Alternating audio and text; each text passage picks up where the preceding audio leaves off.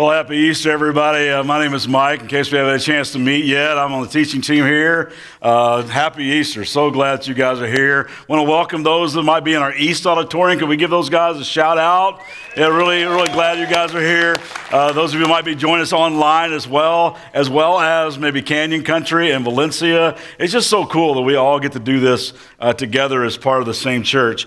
Some of you know that I actually live in Ventura. Our kids started a church there, and we've been living there for a few years now, helping them out, and then I get to teach at various churches. But the drive over, it was a little foggy this morning when I drove over, but yesterday, the drive over here was like breathtaking because all those charred hills that the Thomas fire had burned are now turning green. It's just awesome. And it just made me think, no matter how badly you think you've been burned in your life, there's always hope for a second chance. There's always hope for a new beginning. There just is. And the hope we're talking about this Easter is not just some like wishful thinking, I hope so kind of hope. I'm talking about like a fresh slate, clean slate, second chance, rise up from the ashes, live forever kind of hope. And I, for one, I need a hope like that, don't you? Man, I do. This might be a little silly to you, but I've been doing this for quite some time. I kind of carry this thing around and keep it with me. I've been collecting stuff over the years. This would be my trunk of failures. I've got a bunch of stuff. I haven't opened it in a while, but I know I got some stuff in here that'll remind me of like this. Oh my goodness, I haven't seen this in forever. This was my very first Little League glove. I wasn't even Little League yet. I was like in minor leagues with a little kid. I've kept this for years because this reminds me every time I see it of the time I let the ball go through my legs and all the way to the fence and we lost the championship. So I've held on to this to remind me of what a loser I am. Here's my March Madness brackets are in here. My driver's license picture as well. Check this out. I haven't seen this in forever. This was a spelling test from the 4th grade. I've hung on to that for a while. Check this out. This is the shirt I was wearing when my girlfriend broke up with me, and you can see why. This quadruple bogey the other day. This was the very first sermon I ever preached, and it just bombed. It was awful. This was last week's. Wouldn't this be stupid? This is stupid, right? Right? We all kind of do it. Carry this stuff around. Let me just take a little survey real quickly. I want you to raise your hand. Wait till I'm completely done with the list for you to raise your hand. But then I'm going to ask for a show of hands at the end. If you have ever flunked a class or bombed a test, if you've ever been cut from a team, if you've ever really messed up an audition, if you've ever been rejected for a date, if you've ever zoned out during a job interview, if you've ever been fired for like a little, goof up or a medium mishap or maybe a huge mistake, or if you've ever lost your cool with a 3-year-old, if you've ever experienced a moral, social, athletic, academic, relational, financial, marital, or vocational failure of any kind, just raise your hand right now. Wow, look around, bunch of losers. And the deal is this, no matter how good we look, every one of us is in the same boat, right? We've all wrestled to some degree with regret and failure. And some of us, we actually do stuff them aside and hang on to them, afraid to let go of these things. As a result, these things end up eating our lunch for the rest of our life. That's why we all need this resurrection Easter kind of hope. There's all kinds of things that get overrated in this world. Movies get overrated. Somebody tell you about a great movie they saw, best movie I've ever seen in my life, and you'll go and go, that was lame. Or you'll go to a restaurant that somebody recommends and says, that wasn't very good. Vacation destinations, they get overrated. New cars get overrated. NCAA tournament teams, they get overrated. Lots of things in life get overrated. But hope's not one of them. Hope's not one of them. When you're trapped in like a tunnel of misery, it's hope that points to the light at the end. When we are overworked and exhausted, it is hope that renews our energy. When we're tempted to just quit, it's hope that keeps us going. When we lose our way and confusion like blurs the destination, it's hope that takes the edge off that panic. When we struggle with a crippling disease or a lingering illness, it's hope that helps us persevere past the pain. When we're just forced to sit back and do nothing but wait, it's hope that gives us patience. When we're scared about our future, it's hope that gives us the courage just to take another step. When we have to say farewell to someone we love in a cemetery, it's hope that gets us through our grief. And when we fail, it's hope that picks us back up. There's a lot of things in this life that are overrated, but hope is not one of them. So I've been praying as hard as I know how this week that on this Easter weekend, your life would get an infusion of hope like never before. And to get us started, I want you to take this handout that you were given on your way in. If you didn't get one, you can raise your hand and someone will be glad to bring you one. It's important that you have one, not to share with somebody. This is for you personally. We have some pens and pencils in the seat backs in front of you if you need one of those as well to fill these out. Now, it's important that you don't open this. I know it's tough for some of you right now, but it's sealed for a reason. Just trust me on this. It'll make sense later. And hopefully this will be a little momentum you can take back and maybe just read it like over and over again. As a personal letter between you and God. You'll notice there are 4 blanks on this side that you can fill in. In the first blank at the very top, just write your name. Whatever people call you, your first name, your nickname, whatever people call you. I wrote in, my name is Mike Bro. My last name is Bro. A lot of people just call me Bro, so I just wrote B-R-O at the top of mine. So whatever people call you, just write it in at the top there. Now there's something I know about the person that you just wrote down. There are certain things that bring life to that person. I'm talking hobbies, activities, places, friendships, family activities that just make you go, man, I love this. There's hardly anything in life I love more than this. When I do it, I just feel fully alive. So in that second blank, just write down something that you just love to do, something that just breathes life into your spirit. Just write that down, that second blank.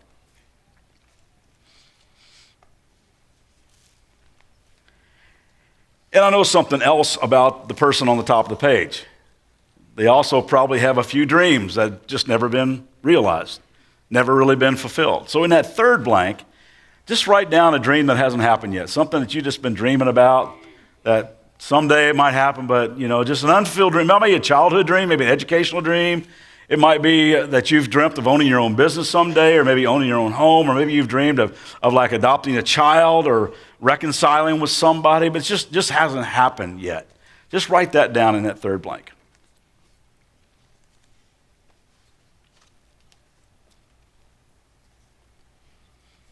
Now there's one more blank at the bottom, and what I'd like for you to write there is what I've been talking about from this box. Just write down something you're not real proud of, maybe a failure, a regret that it's maybe still kind of haunts you.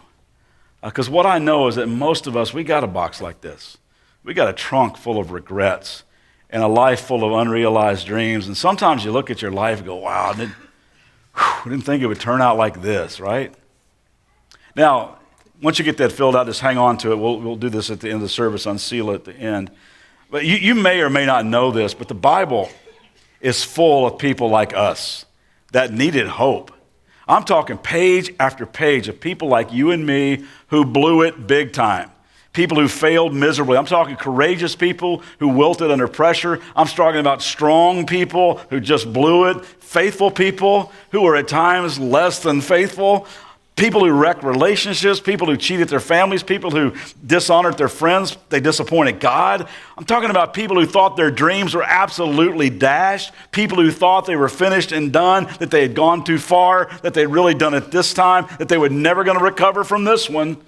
I'm talking about page after page of people like us.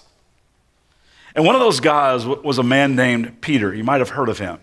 His name was actually Simon, but Jesus gave him the nickname Petros, which means Peter, which actually means the rock or Rocky.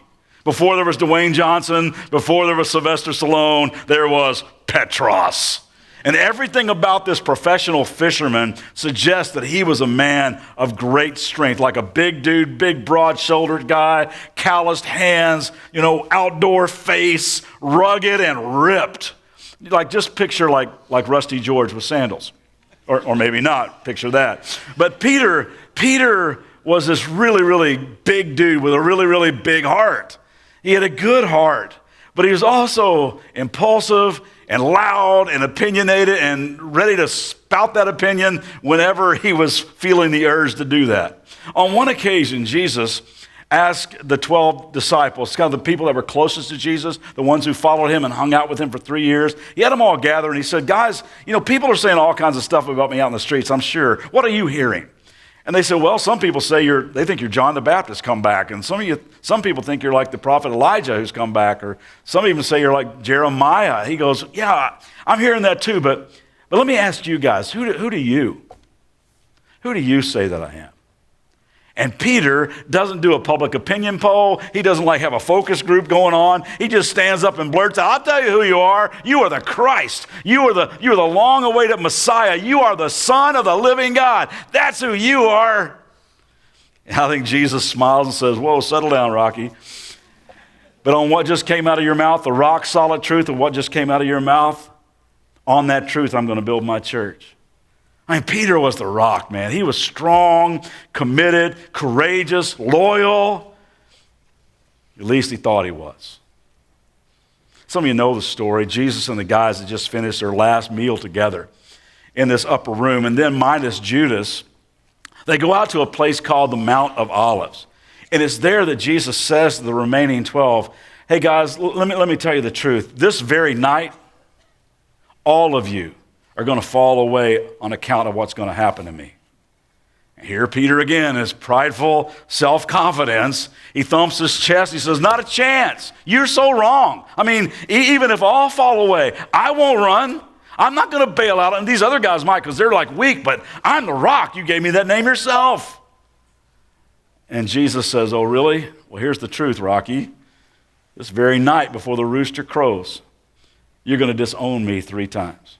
You're going to have a chance to do what you said you would do, to stand up for me, and you're going to lie about knowing me. And Peter says, there's just no way. There's no way.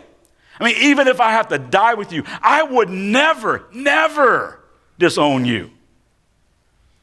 I think the hardest failures to get over are the ones that we pridefully declare would never happen to us, right? I think it's what makes the Titanic one of the most famous failures in history. The visionaries, the creators, the engineers of this incredible luxury liner were certain that this was one ship that would never sink. 26,000-ton hull was seen as indestructible. As it left port for its fateful voyage, a passenger, Mrs. Albert Caldwell, asked a crew member, is this ship really unsinkable? The deckhand replied, Lady, God himself couldn't sink this ship. So no one could have imagined the nightmare when on its maiden voyage, this unsinkable ship plunged to the bottom of the North Atlantic at 2:20 a.m. on April 15th, 1912, taking 1,500 passengers and crew to their death. The most staggering failures in life are the ones we thought would never happen to the unsinkable me. And when it does, man, we are left to wonder if we will ever resurface again.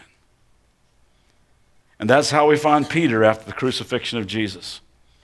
In John chapter 21, we find him on a boat, not a luxury liner in the North Atlantic. This is a small fishing boat on a sea called Tiberias, and the boat itself is very stable. He's the one who's sinking, just drowning in a sea of regret. More accurately, he's probably all the way to the bottom by now, asking himself, how did it come to this? How could anybody do this? Some of you know the story. Right after Peter had made that boastful claim about being strong and courageous and dependable and loyal, unsinkable in his devotion to Jesus, well, Jesus is arrested and led away to stand trial before the high priest Caiaphas, and Peter kind of follows from a distance, just kind of checking out the whole scene. He sits down to warm himself by a charcoal fire there in Caiaphas' courtyard. He's in a crowd of people, but he's laying low. Probably got his hood up, just kind of sitting there warming his hands. And somebody says, hey, I recognize you. You're like one of his followers. And Peter goes, what? I don't know what you're talking about. I don't know that guy. He says, yeah, somebody else says, I'm certain of it. I saw you with him the other day. He goes, no, I don't know that guy. And the third person says, oh yeah, I know, I saw you too. In fact, your accent gives you away. You're from Galilee. I know you're one of his. And Peter begins to call down curses from heaven saying, I don't know the guy. I've never met him in my life. And a rooster crows. And Luke 22 is the only place where it says this. It says, Jesus turned and looked at Peter. Can you imagine what that scene must have been like? And Peter runs away. He just collapses in a pile of shame and just cries his heart out. The once proud, indestructible Peter is now a failure. No longer bold, no longer committed, no longer courageous, not even remotely close to being the kind of friend that would die for you. So I'm guessing as he floats in this little fishing boat, every time he closes his eyes, he sees that moment. Standing around that fire, warming his hands, looking through the smoke, and locking eyes with his best friend, Jesus. And he feels so worthless, like forever trashed. He can't get it out of his mind. He's thinking, man, if I could only do that over, I would. And as he floats there on the water of regret, he is sinking fast. Can you relate? Man, I can. I think every one of us has floated in a boat called failure at one time in our life. Some of you might be here this weekend. You're kind of riding in it right now. You walked in here and you feel sunk and you feel deflated, ashamed, embarrassed. And you're wondering, how could I ever resurface? I've been there. Where you're thinking, man, I've ruined everything. I've destroyed my relationship with my spouse. My addictions have cost me my career. My kids may never speak to me again. My folks will never trust me now. I've betrayed my best friend. I've really broken God's heart. How in the world could I ever resurface from this? How could I ever find that hope that you're talking about? Is that hope for me? I hear it's for like everybody else, but is that hope for me? Is there a way that I could rise above my regret and my guilt and my shame and get a fresh start? Well, looking at the experience of Peter, the answer is a resounding yes. And I think there are at least three things that this guy does right that are the same thing that for anybody, any one of us that needs to resurface has to do. The first one is this. He owned his stuff. He owned his stuff. He admitted his failure. I mean, look what he did in Matthew 26. Then Peter remembered the word Jesus had spoken. Before the rooster crows, you will disown me 3 times. And he went outside and he wept bitterly. Now, there's a couple of things in that verse that just jumped out to me. First of all, it says he remembered the word Jesus had spoken. He said, you know what? Jesus was right. I was wrong. He said I would fall. I said I wouldn't. He was right. And I was wrong. Have you guys experienced the amazing freedom found in those 3 words? I was wrong. Look what it says in Proverbs 28. A man or a woman who refuses to admit their mistakes can never be successful. But if they confess and forsake them, they get another chance. And Peter just owned it. He admitted his failure. He was broken by it. And check this out. The once proud rock was reduced to a pile of rubble, and he goes out and he weeps bitterly because he's so broken by his sin. And gang, I'm telling you, when you and I drop our pride and we drop all our victim mentality and we drop the denial and we drop all the image management games that we play and we just humbly acknowledge that we were wrong and we express genuine brokenness and remorse and we ask the God of grace for help, that's when hope begins to rise in us. James chapter 4 says God opposes the proud, but he gives grace to the humble. So humble yourselves before the Lord. And if you do that, he will lift you up. Peter just owned his stuff, and hope began to rise. There's another thing that Peter did right. It's kind of subtle, kind of between the lines here, but it's so healthy and so wise for any of us. He stayed in the group. He stayed in the group. He didn't isolate himself. When we find him again, he's in the boat, not alone with his fishing buddies. It says in John chapter 21 that Thomas and Nathaniel and James and John and a couple other disciples were there with them. Peter says, you know what, I'm not going to isolate myself over this. I'm going fishing with my buddies because that's what we do. And they say, we'll go with you. And all 7 of them go out together that night. They catch absolutely nothing, but it didn't matter because they were together. They're just better together, right? Good friends. In fact, right after Peter admitted his failure and went out and wept bitterly about it, we find him right back in the group. I mean, that night he's hiding out in an upper room with the rest of the guys. Because you know what's true? Jesus was right about all of them. All of them would run away. All of them would shrink back. They would all fall away that night. And now Peter is right back on the fishing team with these guys because he knew that all of them, so to speak, were in the same sinking boat. And it's amazing to me how most of us are like the rest of us. I mean, when I ask who's failed, did you see that everybody raise their hand, right? We're all in this together. I mean, all of us kind of got this kind of stuff. I guarantee you when you wrote down something about an unrealized dream or a regret that you have in your life, if you shared that with somebody, they go, yeah, I got the same thing. I wrote the same thing, right? Because this is the way it is. And that's what I love about churches like this. It's just a safe place to bring you all of your baggage, all of your junk, because someone around you will say, yeah, me too, I struggle with that too. I've been there too. It's a wonderfully healing thing to surround yourself with other people who know they got failures too. There's power in the group. Always stay in the group. Because sometimes I'll run into people I haven't seen in church for a while. I'll say, man, I haven't seen you in a while. I missed you. Where you been? They'll say, well, I've been going through a really hard time. Or they'll say, yeah, I relapsed a while back, man. I'm struggling. Or I made a bunch of mistakes. And I'll just look at them and go, let me ask you again, where you been? Don't ever let failure isolate you. Stay in the group, as we've been learning the past few weeks. We really are better together. A lot of people think after what I've done, man, there's no way I can show my face around there again. You are so wrong. We are all in the same boat.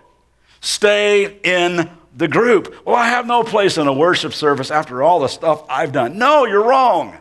Stay in the group, but I'm too embarrassed. I'm too ashamed. No. Stay in the group. Well, my friends won't accept me now. Then they aren't your real friends. You stay in the group. There's healing in the group.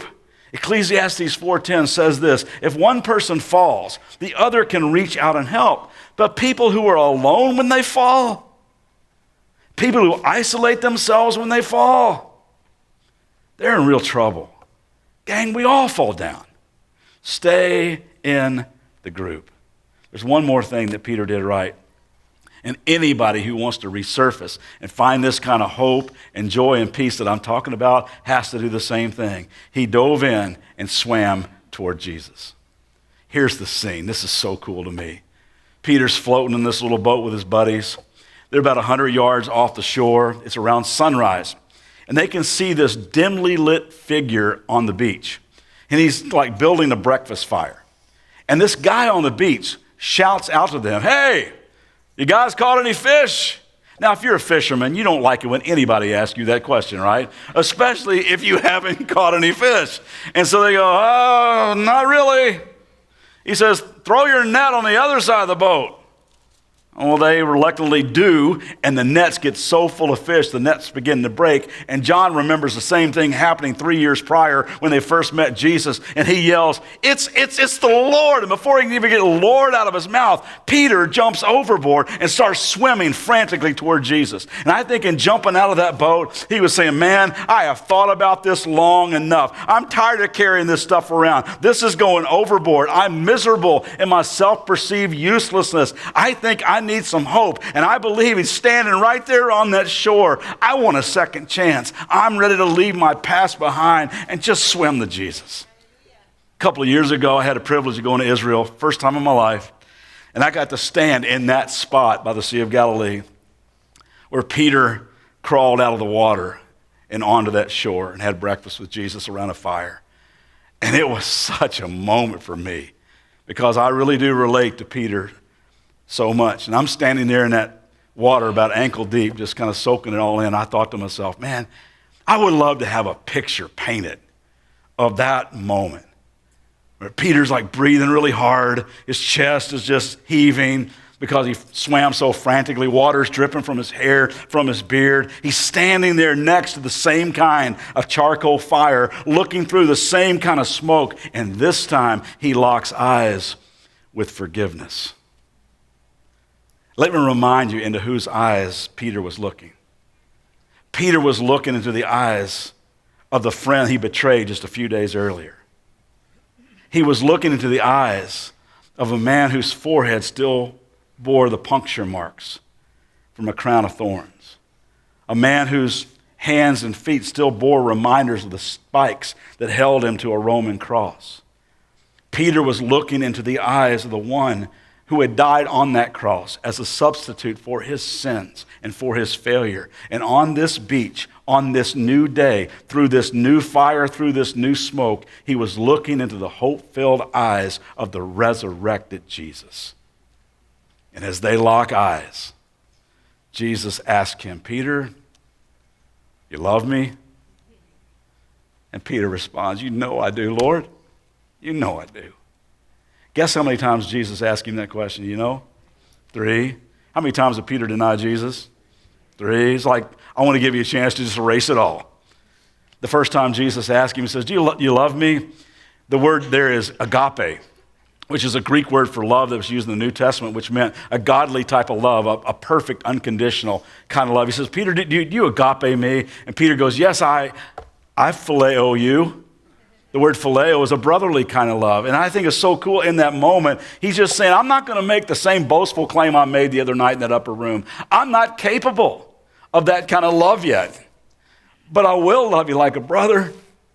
I will love you with all I got, imperfect as I may be.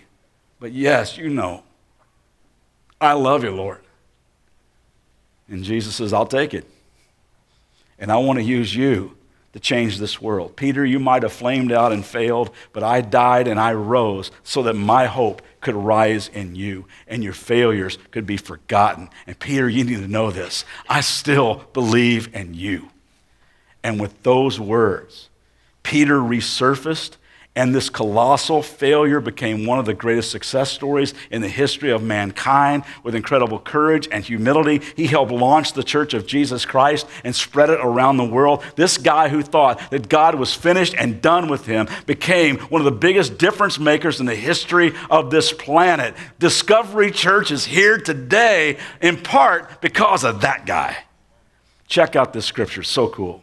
Praise be to the God and Father of our Lord Jesus Christ. In his great mercy, he has given us a new birth into a living hope through the resurrection of Jesus Christ from the dead, and into an inheritance that can never perish, spoil, or fade, kept in heaven for you. Did you catch who wrote that? This old fisherman who dove in and swam to Jesus, who looked into the eyes of grace, who locked eyes with the God of forgiveness, the God of second chances, and found that there really is hope for everybody. Gang, there's a lot of things overrated in this life. Hope's not one of them. Hope's not one of them. And I'm just guessing that God might have brought you here today to tell you, you may not believe in me, but I believe in you. And you may have given up on me, but I've not given up on you. And your failures do not have to define you. Let my love do that. So here's what I'm going to ask you to do. I want you to receive the love and power and hope of Jesus Christ personally. That's what Easter's all about. There isn't a one of us who hadn't felt the pain of disappointment, unrealized dreams, crushed by a setback. There's not one of us that hadn't floated in a boat of failure and regret. And I think even though many of us know what the Bible says about God's love and forgiveness, sometimes we forget about it. We don't really personalize it. So I'm going to give you a chance to do that today. So right now, I want you to just take what you filled out and you can open the seal now. Open it up and you will find a letter from God to you, just to you personally. And I pray that you just read every single word. Just have a conversation with God. Read these words and just let them soak over you. And just receive his love today. Embrace his forgiveness. Embrace his amazing grace. And let him fill your heart with hope. So let's just spend a few moments doing that today.